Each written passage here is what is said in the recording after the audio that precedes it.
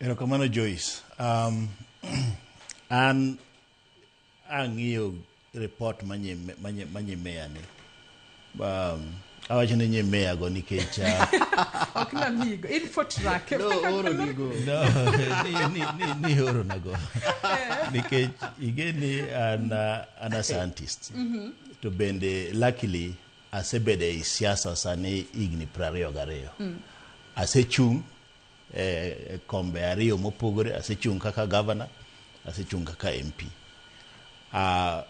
Wan gi Kevin watudore gi jo siasa gi mang'eny kabisa chien ka.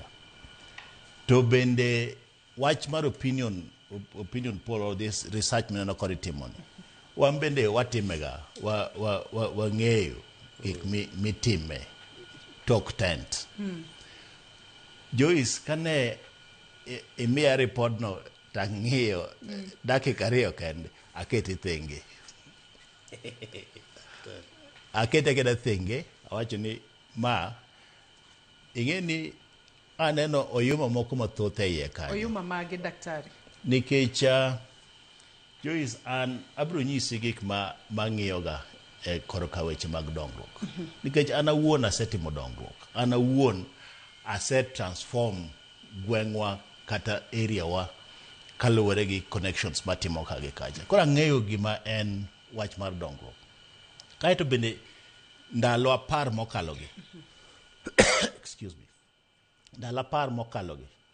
Nyoro an e county ma Homa Bay for the longest time. An e gweng' kata e gweng'. Kaeto apani nyoro be neno ka nyoche neno ka dhi Lamu. Ma idho nyaka punda.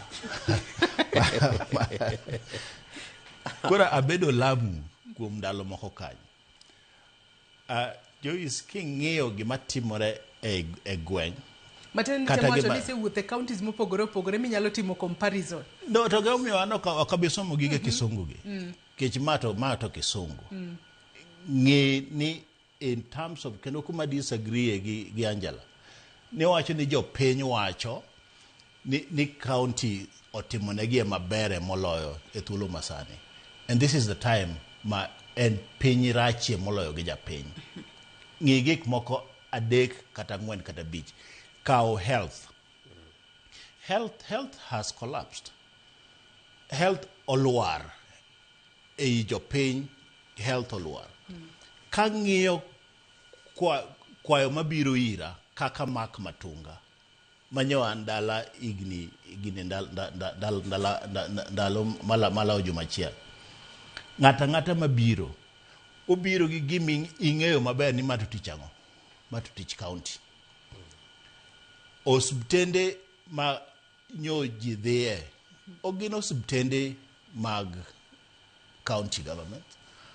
Ana wuok Mfangano. Mfangano wantiere gi level 4 hospital. Mane ana wuon adhi ariwore gi governor mwayao nyaka theater mi yang'e ji. Inyalo kata mna powni e bor.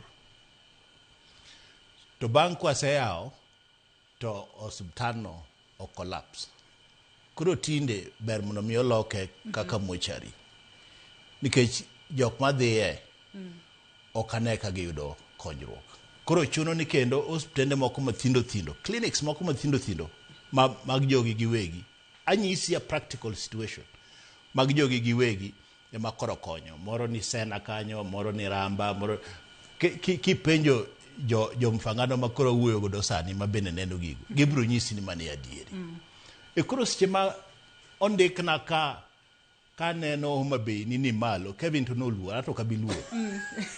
Ka neno Homa Bay ni malo, ting'eni bende awuoro. Ing'eni Lamu ok aneno kanyo.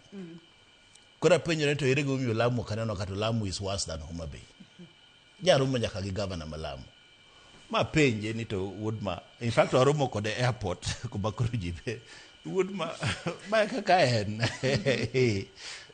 Dogana no ka japiny dwa bet ni inyore matin moloyo. I mean no ni sirikal poko oro pesa. Tapa mai sirikal mosebet ka ore pesa e counties moloyo sirikendete.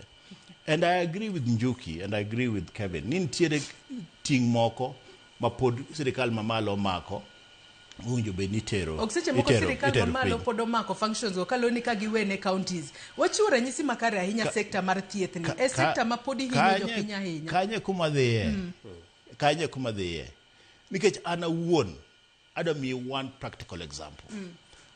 Akonyo magero i polytechnic dalawa kendo part of it okawo lop minwa. To polytechnic osegerie hostel didek gi county government. Osegero hostel didek. Hostel achiel. To berne ni hostel no podonge e gweng kanyo e dalawa ka. Igero matieki machiw report. Matim tender machiw report. Igero yamo. Nikech wacho ni hostel no podonge to segere. Anto pokanene kamora muofu. Apokanene to segere kalatas mogere muchi. Mano nyikela e wacho niya gimomiyo yudo ka thoth sirikal mamalo pod nyalo mako pes mamoko. En nikech ne wa devolve county en gima ber kabisa. Kanyo ta support gima Angela wacho. County gima ber kenen gima to no devolve makoro no devolve functions mo devolve pesa to devolve bende corruption. Kuro corruption make county is higher than katamaneme national government. Mane omino no ka Homa Bay gik ma ineno kelo nyalo kelo namba no kada ni gitimo what needs to be done. Gik ma nyalo kelo namba no ni gik ma national government emotimo. Ma Kevin to wacho nika okane ma wacho ni. And that is the reality. So an gi makwayo ni report bilagi oyoma gi kikwa keto go jopiny. Iun kaka media house.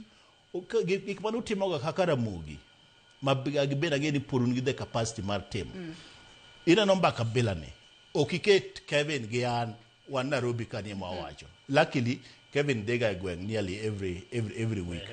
Luckily Ambia dega gweng every week. So wanyalo bet ka mo wacho. To okiket jok man Nairobi ka ni modo go mbaka yoma bila ni. Magi gin gik ma un udhie ground ka kuja dega pile to go mbaka gi jopiny.